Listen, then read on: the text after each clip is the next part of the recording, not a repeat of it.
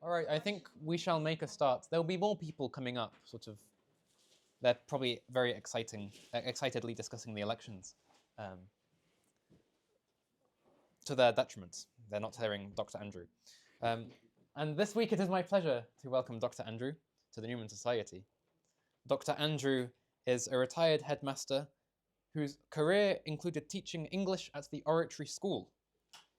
He is the editor of the critical editions of Newman's lectures on the present position of Catholics in England and Newman's essays, Critical and Historical.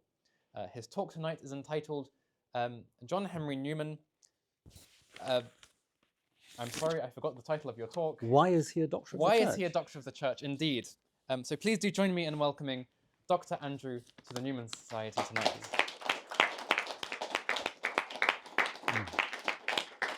You don't have to call me Dr. Andrew, just Andrew is fine, but it's always nice to be reminded. Anyway, okay, I thought I would offer the topic of why is Newman a doctor of the church, because it is such a new thing. And I think it's of huge significance. We've never before, in 2,000 years of Christianity, had an English-speaking doctor of the church. There's only been 37 other ones. And the last one from these islands, we don't count St Anselm because he wasn't English, was the Venerable Bede in, 600 and something? So it is of enormous significance that we have an English-speaking doctor of the church. I've been reading, studying, and eventually writing on Newman all my adult life. I was at university half a century ago, and at the other university at Cambridge. So you have to forgive me with that. And I spent my career as a schoolmaster. My subject's English literature. I'm not a theologian. Okay, I'm not a theologian. I have a general interest in Newman, although I have a particularly kind of the literary angle also appeals to me. But I'm obviously I'm not quite sure with my audience how much any of you know about Newman. So I'm going to take the risk of assuming you don't know that much. And if I'm telling you things you know already, terribly sorry. I'll try and make it a bit entertaining as well. What I'm going to do is to pick out a number of topics which try to answer that question. You know, what is it that Newman says? What's he got to offer that makes him worthy to be a doctor of the church? But the way I'm going to do it, I'm going to do it chronologically, because Newman lived a long time, 89 years, and indeed the story of his life is also in itself tells you things. So I'm going to go through his life chronologically and then stop off at various points with the topics which I think are what are important in his teaching as a universal doctor of the church. So you probably know he lived almost the whole of the 19th century. His earliest memory was when they could see people celebrating the victory at the Battle of Trafalgar in 1805, when he was a 4-year-old. Middle class family in London. His father had been a banker, although his bank went bust after the Napoleonic Wars. Standard practicing Church of England family, not particularly devout.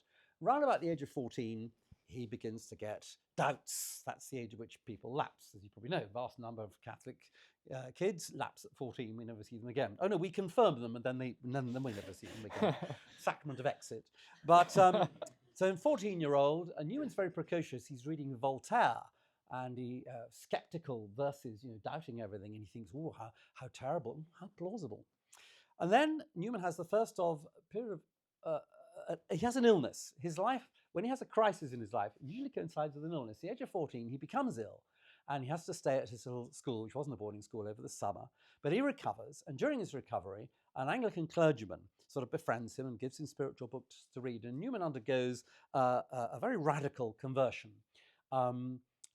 He says what he took into his mind then was the concept of dogma, that there are great truths, that Christianity has great truths. And he said, this never left me. And he says in a way, of course, we know he's later had other conversions, like becoming a Catholic, but that fundamental one at 14 never left him. But it was to a very evangelical, indeed rather Calvinist kind of Christianity to which he converted. Now, he's very bright, came up to Oxford at 16, to Trinity College. He didn't think much of Trinity when he arrived. He said, if I were asked, I'd say there are 3 qualifications for being a member of Trinity: drink, drink, and drink. Perhaps it hasn't changed. You tell me, I don't know. It was still a very much 18th century Oxford, a finishing school for young gentlemen, you know, especially the aristocrats had all sorts of privileges. Newman was a rather earnest young man. He worked hard. In fact, he overworked, and he fluffed his finals. He got to what would today be considered a very poor third. But at the college, they had recognised that, you know, this was a very exceptionally bright bloke. And so they encouraged him, don't give up, but apply for a fellowship at Oriel, which had a competitive exam. Now, at that time, Oriel was quite different. Oriel was at the forefront of academic reform in Oxford, and it already got a, I see clearly isn't anymore. Okay, righto. We are talking a long time ago now. But in those days, yes, it was. And the dons, the fellowship, the senior common room had all these bright men, you know, arguing, and it was said the senior common room of Oriel stank of logic. Anyway, Newman gets fellowship. He's a young fellow, and there he meets people like John Keble, who are going to have a huge influence on him. And he matures intellectually. For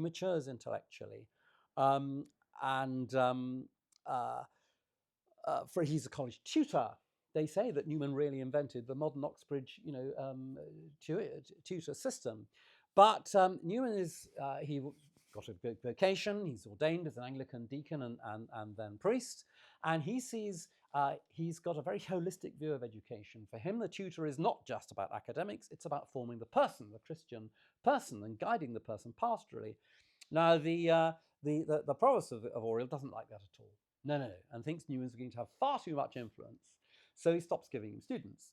This is a good thing, actually, because Newman then has time to pursue his interest, which is reading the early fathers of the church, those writers in the post-apostolic period of the first couple hundred years of Christianity. People don't tend to know much about them at all. I don't know about you, but perhaps you've got lots of patristics experts in the room. I don't know. But I think that in general, people have an idea, well, there's the Bible and the Acts of the Apostles, and well, then there's the Middle Ages, and it's all very Gothic. But what happened in between? Oh, it's the Dark Ages, wasn't it? We don't know anything about that. Well, we do, actually. These great Christian writers whose writings we have, and Newman starts to read them, and he becomes absolutely saturated in them. You know, the fathers, the patristic age, he becomes, you know, he becomes completely saturated in their writings. And I would say that's sort of stop-off point number one of things that Newman directs us to. He directs us to the fathers. Now, why is that important? Because these are so close to the fountainhead of Christianity. Yes, we have our Lord, and we have the apostles, and we have the writings which make up the New Testament.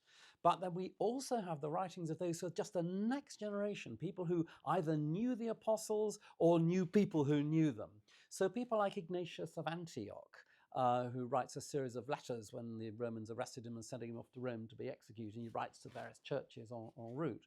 Or someone like Clement, Bishop of Rome, third, fourth Bishop of Rome. You remember from the first Eucharistic prayer, we pray Linus, Cletus, Clement, that Clement. We have a letter of his. People, then you get all the Greek fathers of Gregory of Nazianzen and Gregory of this, that, and the other. You've got St. Athanasius. Before long, you've got St. Jerome, you've got St. Augustine, these gigantic figures who really are, after the scriptures and after the apostles, they are the sort of fountains of apostolic historic Christianity. I think they're very neglected today. I mean, I'm old enough to remember, you know, the heady days of the Second Vatican Council, and one of the things it was going to be all about, it's all going to be about ressourcement, going back to the sources. But I don't know about you, I never hear these wonderful patristic writers quoted in sermons. You probably do. I mean, you have very learned, I'm sure you have learned preachers here with your Jesuits and others. I expect you get, or perhaps you got the Blackfriars, where they've got, you know, the Fathers and St. Thomas Aquinas coming out of their ears. They're all splendid. But the average parish, no, this is a closed book. Of course, yeah, they are difficult because they're writing, you know, getting on for 2,000 years ago in Latin and in Greek and Syriac and so on. But they are actually very, very important. And I think if you know, one of your takeaways perhaps from my talk tonight would be, if you haven't ever sort of encountered the Fathers, have a think about it. They're available in translation.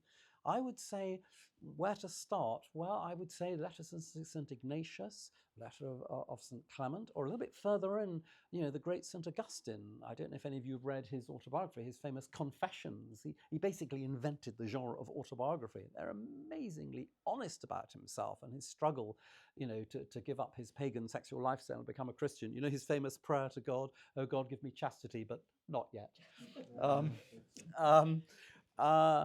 He's so influential in the development of Western Christianity.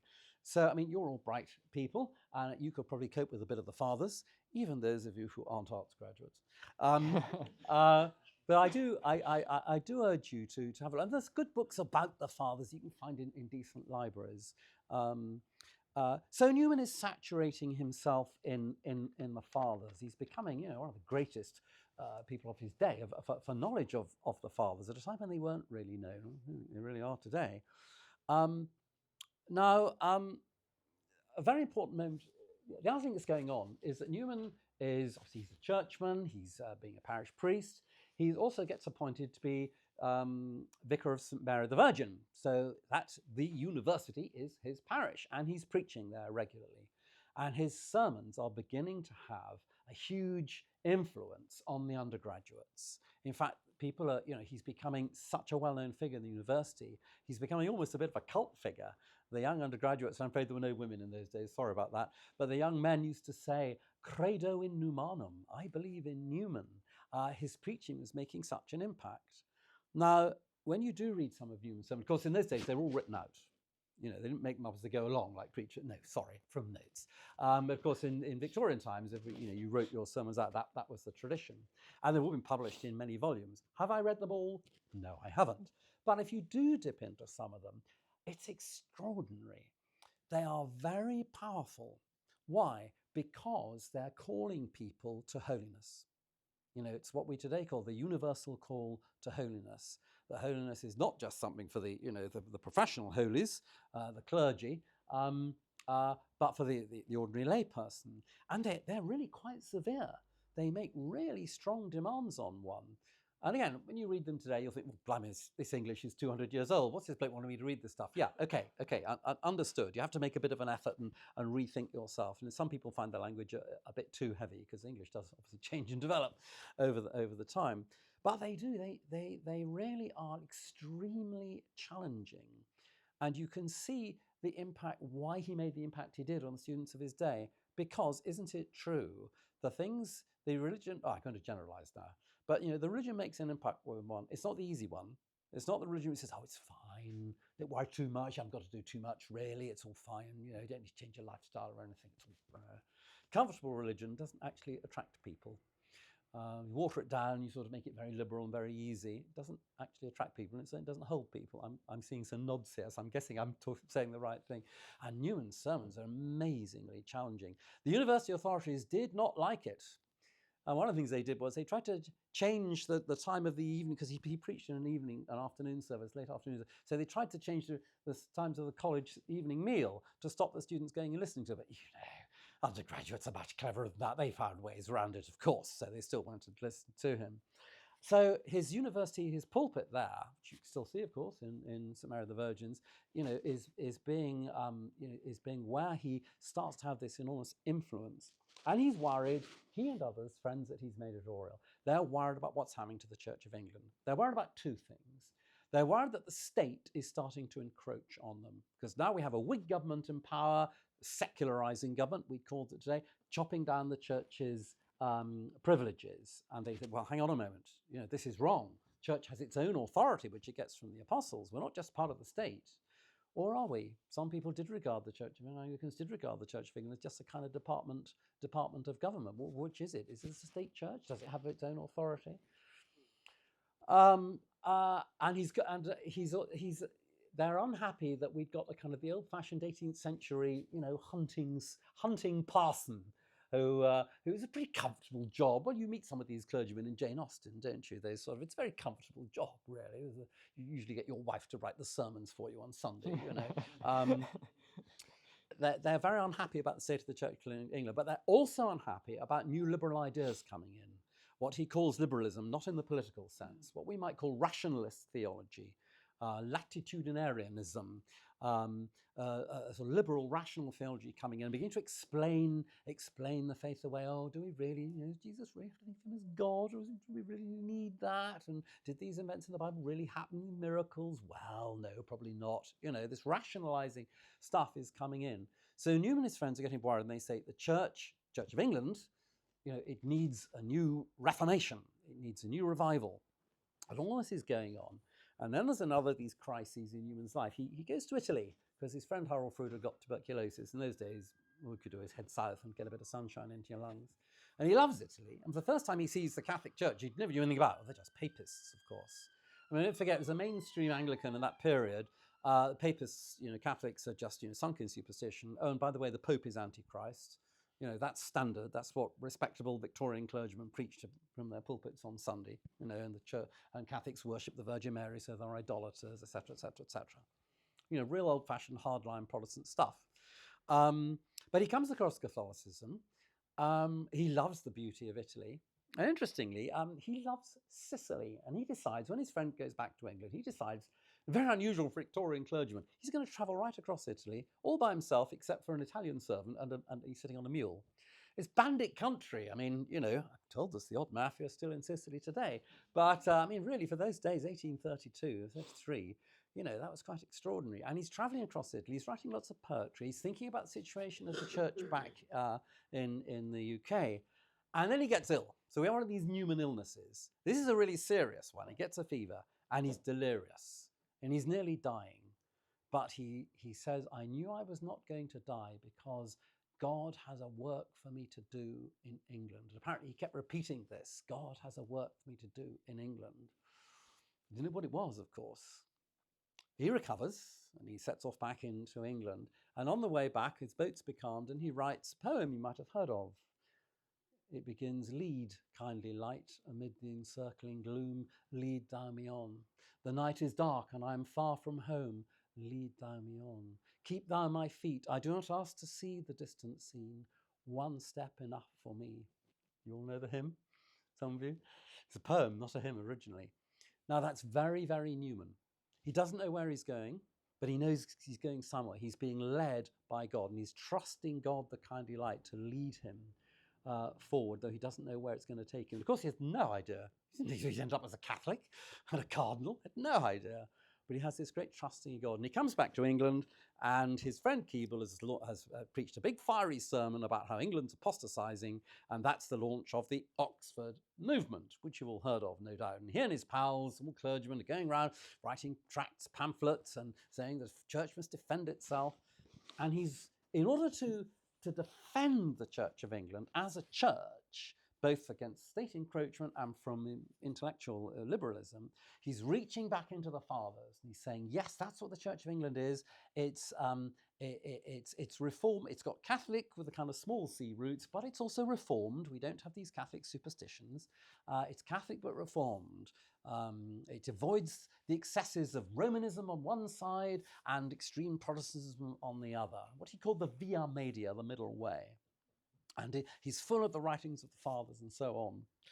Now, to cut a long story short, it all goes wrong because the Church of England rejects his attempt to reform it in a sort of Catholic patristic direction. So you're getting far too Catholic. No, we're Protestant. You're getting far too Catholic. And eventually it all goes wrong and he has to retire. He has to give up his fellowship and he retreats to Littlemore. I don't know if any of you visited the so-called college in Littlemore, which he'd bought of, and he and his companions retreat there, and he has to think, well, okay, so is the Church of England Catholic? And or what is it? Or is it the Roman Catholic Church? Is that the Protestant Church? But if so, how come it's got the papacy and purgatory and relics and prayers to Our Lady and all this Catholic stuff? He's still unhappy about those things. So he thinks and prays for 5 years, and it's there he writes his great theological work, the Essay on the Development of Christian Doctrine. And in this, he thinks and writes himself into the Catholic faith.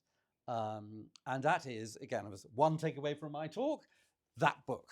That is his big theological contribution. It's been described as doing for theology what Darwin was later to do for biology. The realization that Christian theology develops, evolves, and the big question is, what is an authentic development and what is a corruption? And the book is full of, it's a fantastic read. Some of it's quite theoretical, but then he illustrates it with things from early Christian history. And you gradually see, so yes, the veneration of the Virgin Mary isn't just some invented idolatrous thing. He shows how it develops, concepts of purgatory develop. And some of the most exciting passages are about the papacy. And he goes, because he knows the fathers all so well and bits of Christian history very well. It's actually quite a sensational read in places, particularly when, I bet not too long, but he gives the example of the Monophysite heresy. Okay, Monophysite heresy. Along comes Eutyches, and he says, oh, well, Jesus, he's God, but he doesn't actually have a human nature. No, he's only got one nature. It's divine. Doesn't have a human nature. So it's monophysy, one. And Church says, well, is it? Do we believe that? Do we believe Jesus has one nature, two natures? What do you think? Anyway, so they have a council, and Eutyches has got the ear of the emperor. He's in favour of monophysitism. And so the Pope sends his delegates. Popes didn't attend councils in those days because they're over in the East.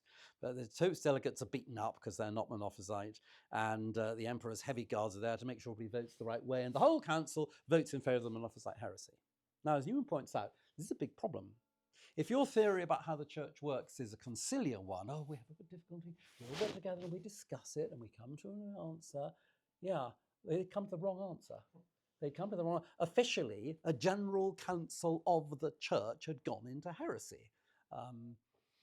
And then Newman has this dramatic passage about what happens next. And what happens next is, of course, that Pope Leo from Rome sends his great book, The Tome of Leo, which explains exactly what Jesus has, the divine and the human nature together. He sends the Tome of Leo.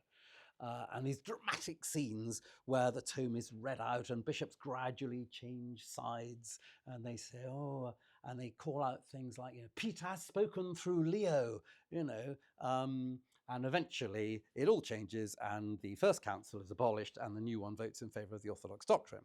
And Newman uses as an example of, say, the church needs the papacy. If you just have a conciliar theory where we all do it on votes, doesn't work. You can vote the wrong way. And that Peter really is the rock. And he quotes, now, of course, that's not one simple knockdown argument for the papacy, but he tells it very well. Let's make a great film, actually. So the book's quite an exciting read. He's almost finished it. He thinks, okay, got to become a Catholic. And he's received into the church by Blessed Dominic Barbary, travelling passionist Italian priest, on the 8th of October, 1845, received into the church there at Littlemore. End of his Anglican career. So as a middle-aged man, he starts all over again as a Catholic. Obviously, the Essay on Development of Doctrine is written, causing outrage to Anglicans. And of course, once he became a Catholic, he had to, of course, his Anglican completely over. A lot of his friends dropped him. One of his sisters never spoke to him again for the rest of her life.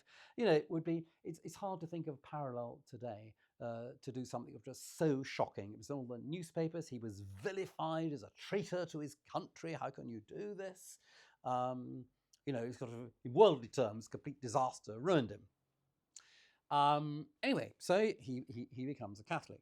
But of course, Catholics are saying, what's this new theory of development of doctrine? They think in Rome, you never had this before. Cardinal Grotti talks to Monsignor so it's all very dodgy stuff. We didn't have this before, Newman's considered very, very a bit dodgy. Anyway, so he goes off to Rome. They treat him like a schoolboy there, but he's a humble chap. He decides to keep him and his companions together. They form the Oratory of St. Philip Neri, and the Pope says, go and found this in England. So he does. Interestingly, he doesn't go back to Oxford or London. He goes to Birmingham. Great, big, grotty, industrial city. Apologies to all of you from Birmingham today. Because that's where the new 19th century proletariat are, and Catholics are poor and dirty and smelly and so on. By death, they're even Irish. But that's where he goes for his mission, and he and his new Oratorian followers, are setting up the mission there. They didn't have, had to begin the hard way. They didn't have a church initially, so they bought a disused gin factory and started off there. Obviously, he spent the rest of his life there. The church didn't quite know what to do with this brilliant, brilliant convert, but they had what must have seemed like a good idea. In the United Kingdom, Catholics were not allowed to go to university. There were only two, Oxford and Cambridge. Catholics not allowed to go. There'd been started University College in London, UCL, but that was specifically godless, as you probably know. No theology department, absolutely forbidden. So Catholics can't really go there. And the big question was in Ireland. You've got a vast, great Catholic population. They can't, no higher education for them at all. And the government of the day says, we're going to form some secular colleges. I have no religion taught in them, but we'll offer university education. And this splits the Irish bishops. Some say, look, this is the best we're going to get. We should let Catholics go. Others say, oh, no, they're not Catholic. All these young chaps, they'll lose their faith. And the Pope in Rome, Pius IX, says, no, they're not to go, forbidden to go to these new godless colleges. We ought to have a Catholic university, which is a fantastic idea. And who should we get to be its founding rector? Well, most famous intellectual convert of the day, John Henry Newman. Newman says yes. Off he goes to Ireland. No Ryanair in those days. He crisscrosses the Irish Sea umpteen times, trying to keep running his community in Birmingham and trying to find the new Catholic University in Dublin. It doesn't really work out. I'll explain why in a moment. But what it does produce out of it, he writes this brilliant, when he's launching it, he gives these public lectures to defend why do we need a Catholic university as opposed to just a secular one. And this turns into the book which you've probably all heard of called The Idea of a University. And again, it really should be on everybody's reading list, even if you're not going to go and become a teacher like I did. Not a career I'm particularly recommending, to be honest to you, but anyway. Pension was quite good once I was a headmaster. But anyway, but you know, it's an educational classic. It really does two things. It argues, first of all, against the utilitarians. Utilitarians were saying, no, we don't want all these fancy arts degrees. Personally, the point of university education is just to be useful. We just want useful things. Don't waste time studying Latin and Greek and philosophy and all that stuff. So Newman's defending, no, knowledge is worth studying for its own right. Why? Because it trains the mind, teaches you to think. Even though you'll never use your Latin or Greek or philosophy later on, you'll go and become a doctor or a lawyer or make money or whatever, but we'll taught you how to think. That's the argument in a nutshell. But the other one is, if you don't have God in your university curriculum, it's distorted. You've left him out. If you claim you're teaching all knowledge, which university is supposed to do, but you've left out knowledge about God, well, you're not teaching all knowledge. Or are you saying, yeah, God, not real knowledge, probably doesn't exist, in fact. So he's making the case not only for liberal arts university, with which I think everybody in this room would agree very much, but also he's saying you should have God in the university. So it's a great book. Great book. Another thing should be on your reading list, by the way, particularly if you are thinking heading towards education. It's still got things to say today about debates about the nature and purpose of education today. Why didn't it work in Dublin? Right. Basically because the Irish bishops were totally split. Some of them were in favour of it, and some of them thought this is all a waste of money. We don't need this. It's a waste of money. But then, and those who'd gone along with it, so well, the Pope's decreed it, so we better do it. The leading man was, of course, the Cardinal Archbishop of Dublin. His surname's now gone out of my head.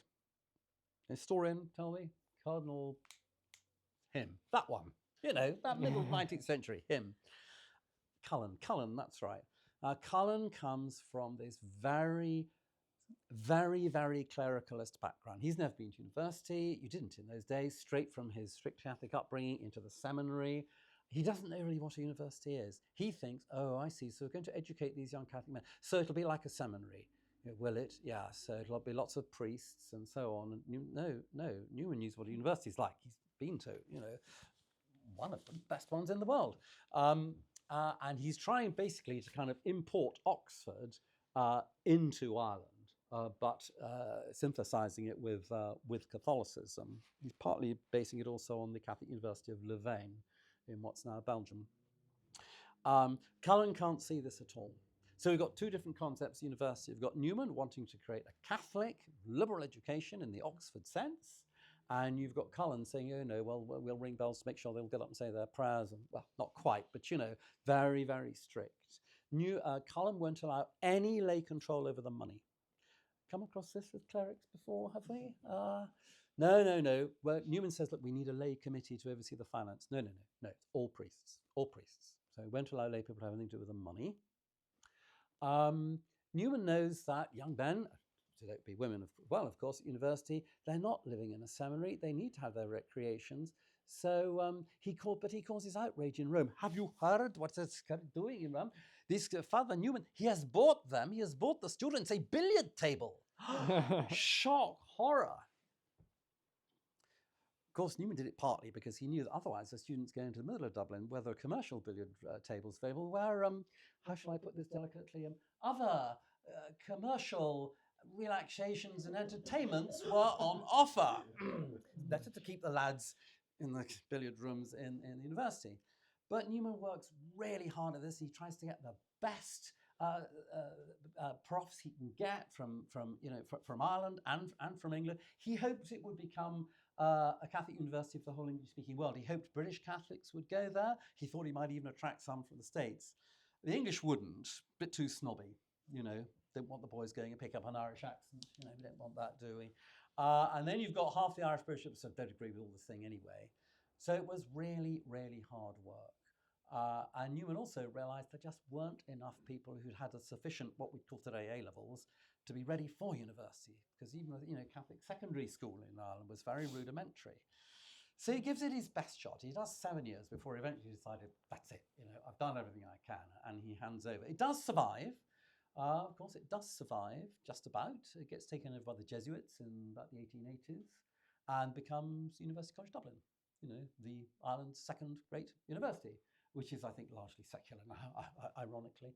But it did survive. And Newman is, in fact, UCD's founding rector, although I think a lot of them, anti-Catholic people, probably would be a bit embarrassed at that today. Anyway, so that's the second grade. So we have the fathers, okay? We've had the sermons, and we've had the fathers, and we've had education. When he gets back, some of his lay friends say, okay, right, that didn't work out. What we need here, we're converts. We've come over, they were people from the Oxford movement who become Catholics following Newman. Now they were family men with their children to be educated. He said, we really need a good Catholic boys' school. Please found one. So Newman did. He founded a school at the Oratory, eventually became known as the Oratory School. I had the privilege of teaching there as head of English and a housemaster for a central chunk of my career, as did my late wife, so it also survived. It's interesting. What was different about it? There were no Catholic schools like that. There were Catholic secondary schools, but they were effectively tagged onto seminaries, and they were run like seminaries. So you had chaps preparing for the priesthood next to people who simply wanted to get a decent secondary education. Again, often very strict, often very seminary-like, often rather harsh. The Victorian mamas not very happy about sending little Algernon off to be looked after by hearty Jesuit lay brothers in the middle of Lancashire with no central heating, and it was a bit brutal with their disciplinary regimes, a bit narrow intellectually. So Newman is now having tried to do kind of Oxford import into Ireland, he's now trying to make what he called the Catholic Eton. Apologies to any old Etonians in the room. Obviously, it's on a much, much smaller scale, but that's what he's trying to do. He's trying to marry a classic English liberal education with Catholicism. He was the first person to try and do that in this country. There wasn't anything like it. Again, lots of opposition, because some of the more clever, again, in Rome, what's he doing? We don't need this. Why can't they just go and tag along to one of our seminaries? Be perfectly happy there. And he's employing all these laymen to teach. We don't have that, do we? Is he breeding up a new breed of laity who perhaps won't always do what the clerics tell them? Because Newman's whole thing here was, as it had been in Dublin, collaboration with the laity. Not cleric sits on top telling you what to do, working alongside laity. Key number of parents, fathers, who were really the co-founders of the school with Newman. He's saying, well, what do you want for your sons?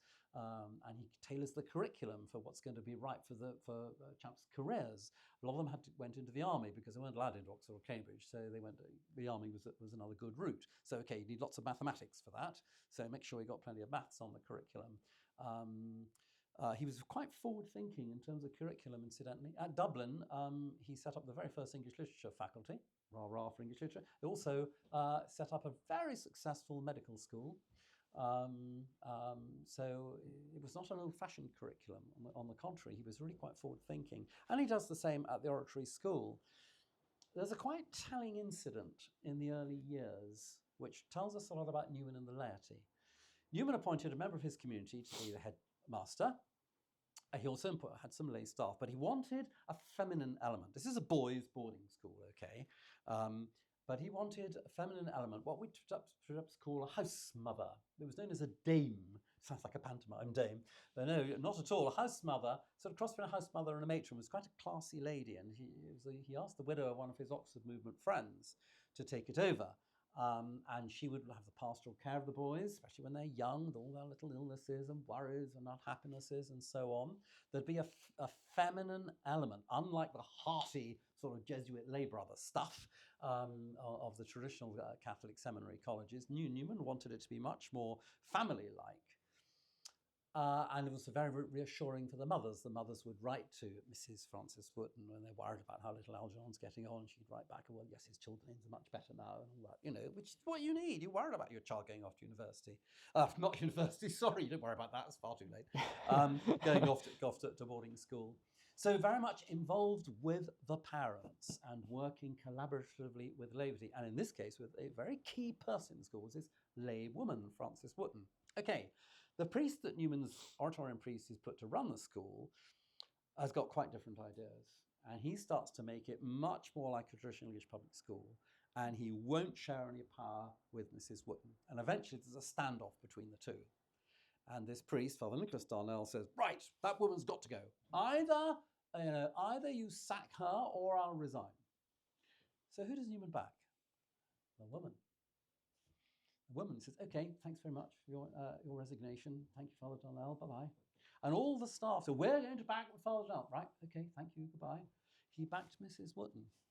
It all happens over Christmas holidays. He frantically then has to hire a whole lot of extra staff, and he gets some very good people. Some of them were people who'd worked at the university already, beginning to get a bit disillusioned with it now that he'd gone, so he quickly offers them jobs, and he gets the thing going again.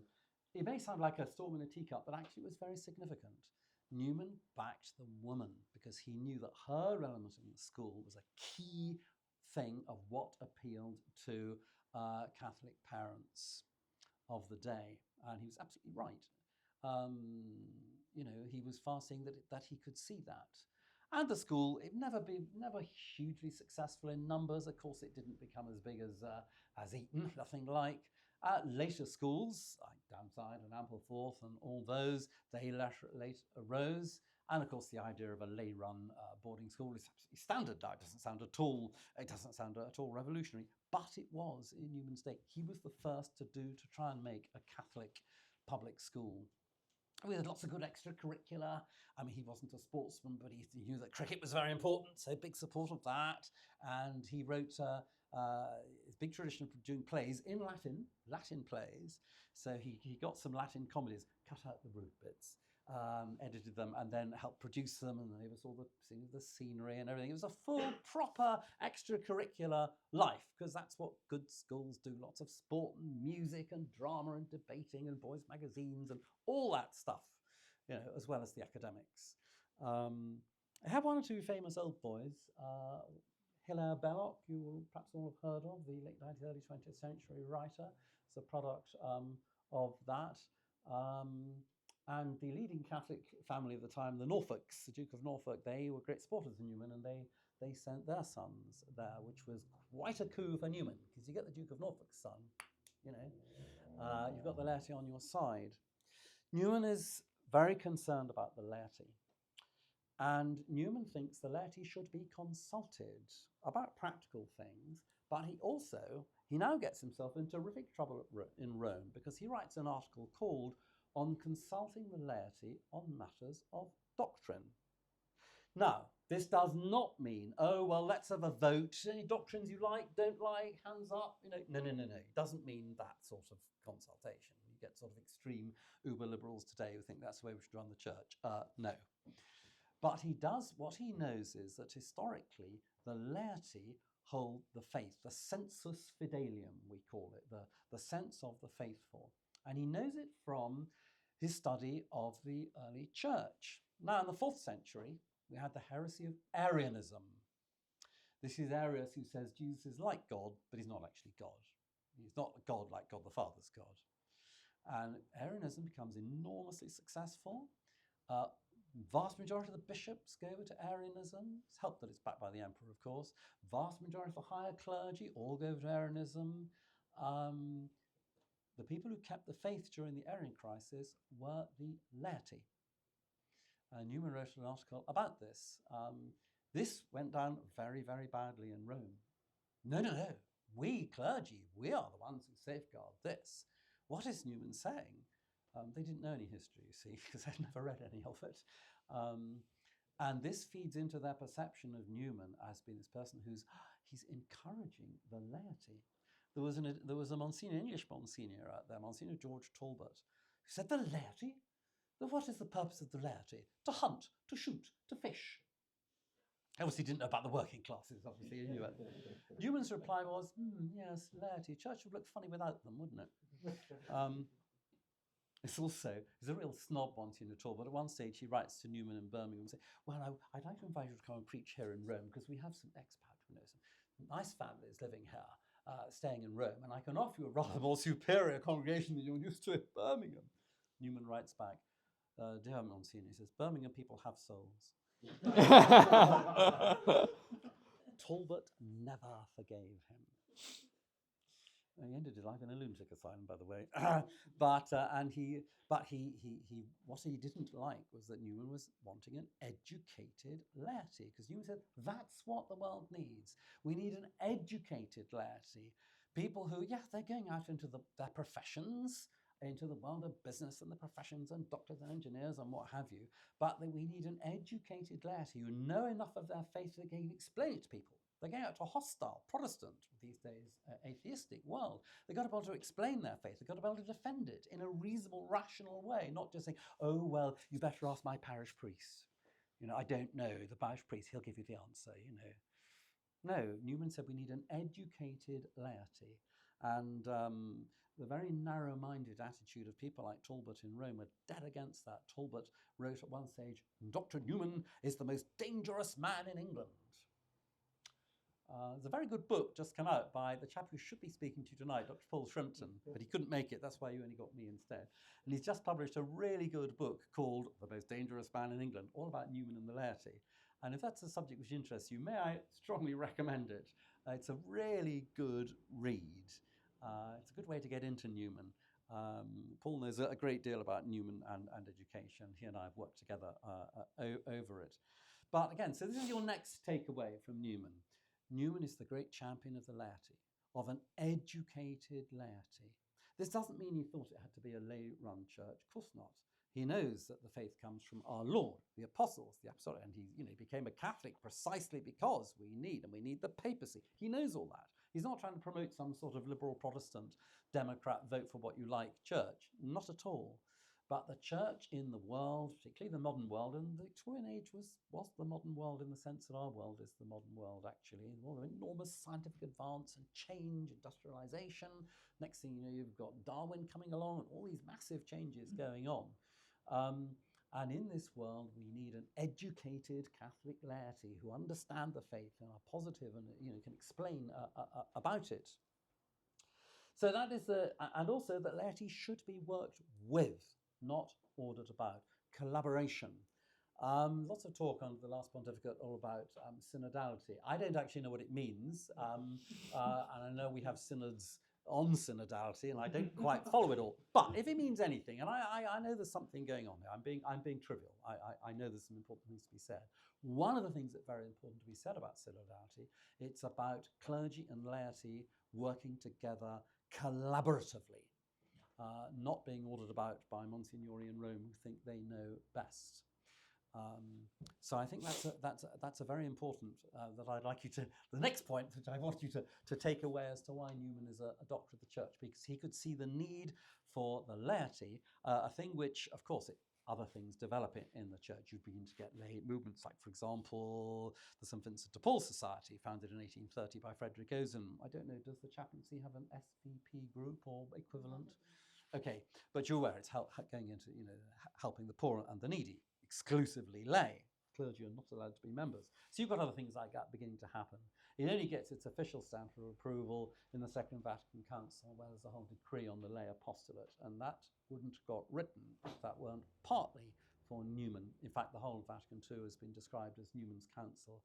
You can see his fingerprints there because so many of the people involved in the council had read Newman. I'll come to that in a moment.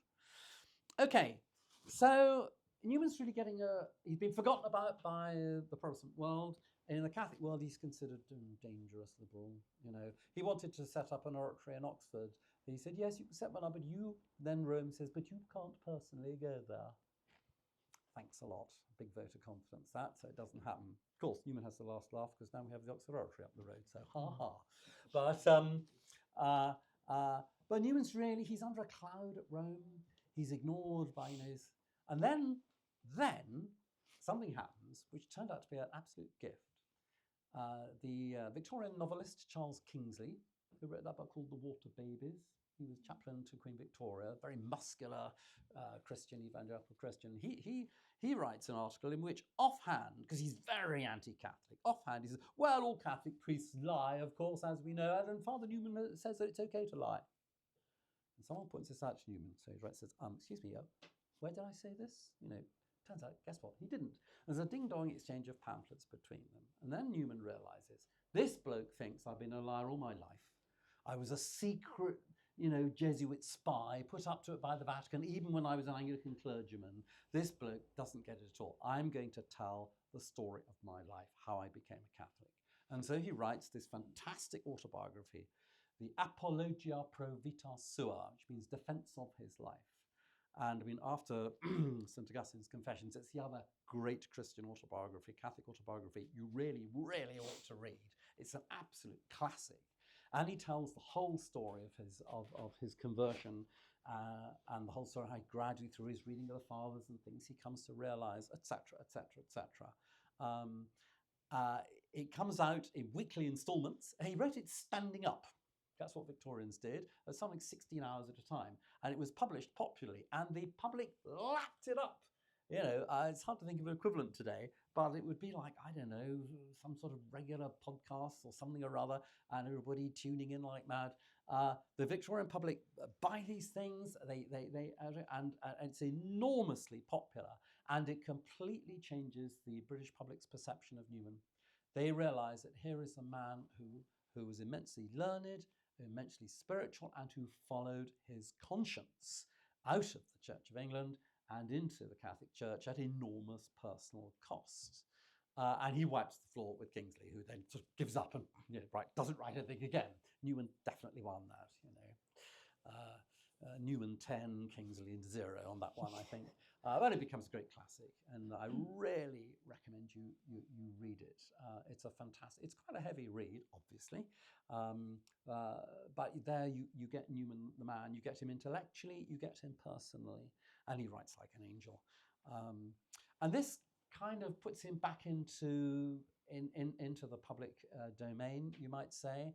And even the sort of narrow-minded little Monsignori at Rome grudgingly have to admit that, obviously it's made Father Newman a pretty good apologist for Catholicism.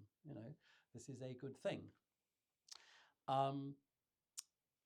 Okay, there are a couple more crises to go with Newman, however. So I'm now going to fast forward a bit. Late 1860s. You begin to get a movement within the Catholic Church. You've got what's called ultramontanism. Don't know if the phrase rings a bell with you. It means beyond the mountainsism, which means that Catholics are looking beyond the Alps to Rome and saying everything should be centralized on Rome. And everything, we must emphasize the centrality, the papacy of absolutely everything in Catholic life. And if Rome says we jump, we jump. And we don't need any local decisions. Oh no, that's Gallicanism, all very wicked, which of course was a bad thing. So, and it leads, it's building up a head of steam towards wanting the Pope to be defined as infallible. Okay. Now, we all believe in papal infallibility. We're all Catholics. I signed up to it. I don't have a difficulty with this. But you have to understand what these ultramontanists wanted was a really extreme version of it. The leading figure in it was the English Cardinal, Cardinal Manning, Edward Henry Manning, who'd come over 5 years after Newman as Oxford movement. And he is the hardline ultramontanist. And what they wanted a definition of infallibility, in papal infallibility, in which everything the Pope said was infallible, not just on matters of faith and morals, which is what we believe, but politics, some day-to-day economics, all disciplinary decisions, absolutely everything. There was this layman friend of Manning's, Ward, who's again a convert, and he said, I want, the Pope was treated like an oracle, you see. He said, I want an infallible statement with my times at the breakfast table every morning. So the Pope will sit there issuing these kind of infallible oracles on absolutely everything. We'll pour out, right, Pope said this, okay. Now Newman, from his knowledge of history, knows that that's not right. I mean, popes have made some very silly decisions in history, indeed. For a start, there have been some exceedingly wicked popes. I'm sure you all know about Alexander Borgia, for example, but once during the Dark Ages, even worse, they murdered their way to the papacy. You know, and you know that stuff you hear about the Pope's nephews. I didn't know until quite recently that, of course, in Italian, nepoti is the same word for nephew and for grandchildren. Ah, yes, the Pope has the nepoti. Yeah, nephews. Oh, yeah, nephews. But leaving aside the personal failings of sexual failings of popes, I mean, popes made war on people. You know, they decided to excommunicate or not. I mean, a good example out of history: Pius V, who's a saint, decides to excommunicate Elizabeth I. Now, historians debate: was it a good thing? Was it a bad thing? If you're asking me, I would say it was actually a catastrophically bad decision and set back the cause of English Catholicism by hundreds of years. But we could debate that.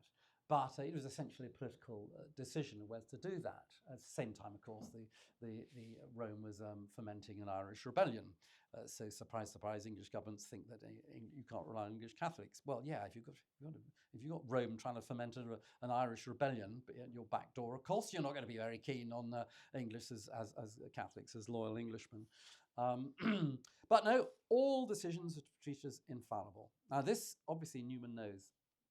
Papacy is not like that in history. He's the man who really knows. He's come into the church because of the papacy, partly, but he knows, you know, he knows how the papacy actually works. And people begin to appeal. So it becomes very controversial. Newman believed in papal infallibility, but he said it's not opportune to define it. So he played a very careful game. He wasn't one of these ones who left the church because they couldn't accept papal infallibility. He did believe it, but he said it's not opportune to define it. When it was defined in the First Vatican Council in 1870, he looked very carefully at the definition of it, and as I expect you know, it's actually very restricted. It says that the Pope is infallible when he speaks as intending to be universal teacher of the whole church, as sitting in his, he makes an ex cathedra from his bishop's throne, and it must be on matters of doctrine related to the apostolic spirit, or of morals relating directly to the moral law as revealed by God. Those are the things in which the Pope is infallible, not anything else. So the definition's passed. Manning and his ultramontane was a cock a hoop, and he writes to all his clergy, "You all say from now on every single thing the Pope says." Many Catholics are aghast, of course. They're aghast. Have we really got to believe this? If the Pope says we've got to vote X party, we've got to vote for that party, have we? No? Is that the way it works? The Pope declares war on Britain. Have I got to be on the Pope's side? Popes did used to declare wars, incidentally, and they rode at the head of their armies sometimes. Perhaps it was the right thing to do. I'm a bit doubtful. But, and people begin to appeal to Newman, you know, will you say something? Will you write something? This can't be right. And the people leaving the church because of it. And in 1875, Newman writes an open letter to the Duke of Norfolk, leading Catholic layman. As it happened, of course, he'd been a pupil at Newman's school, so it rather helped.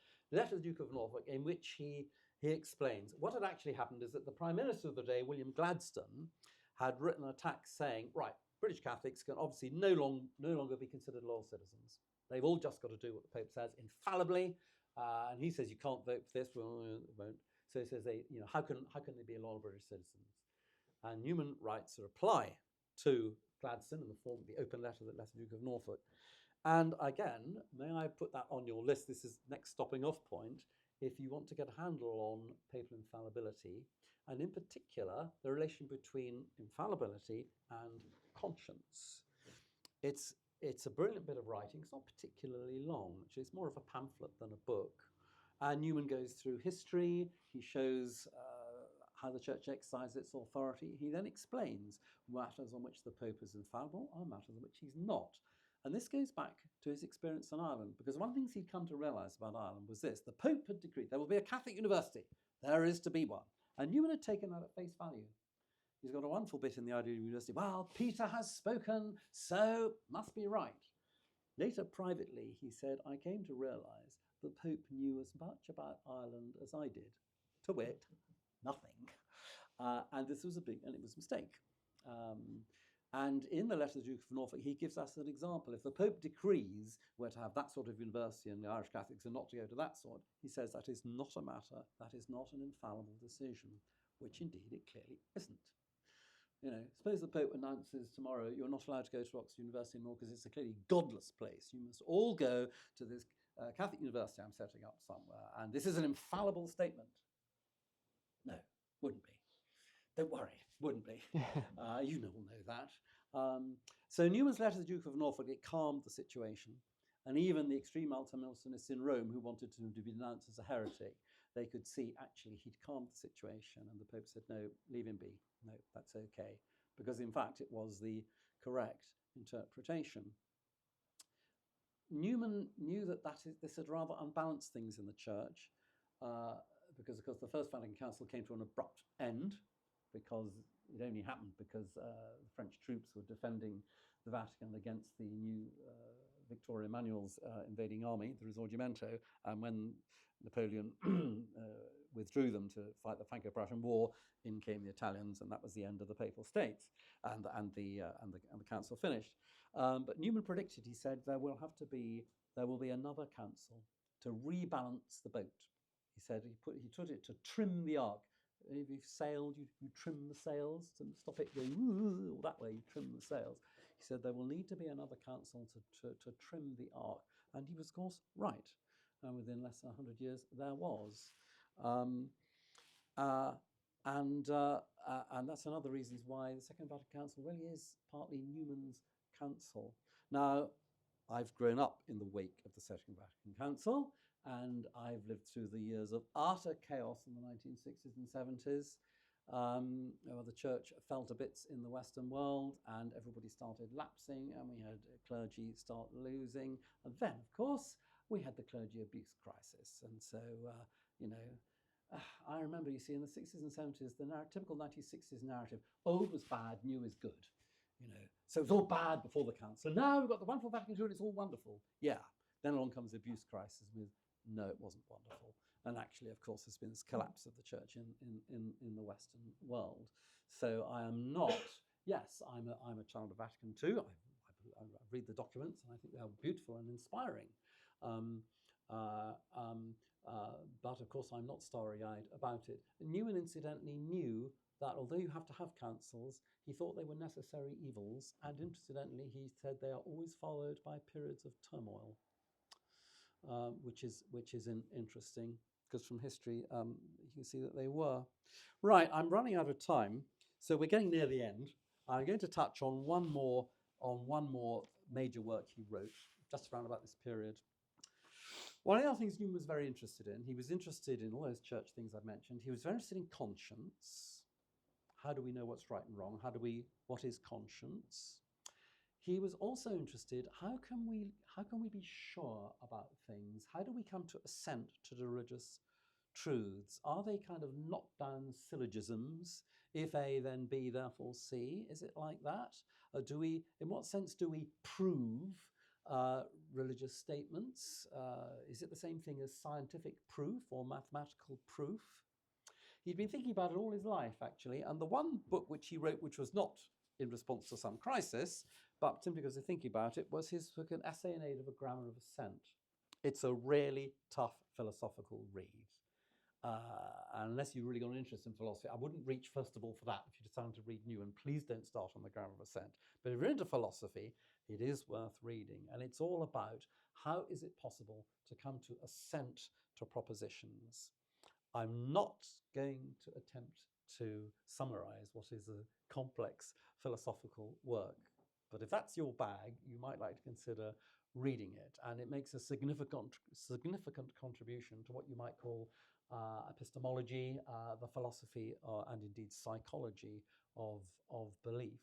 It's actually very, very interesting, but it's a bit of a dry philosophical read.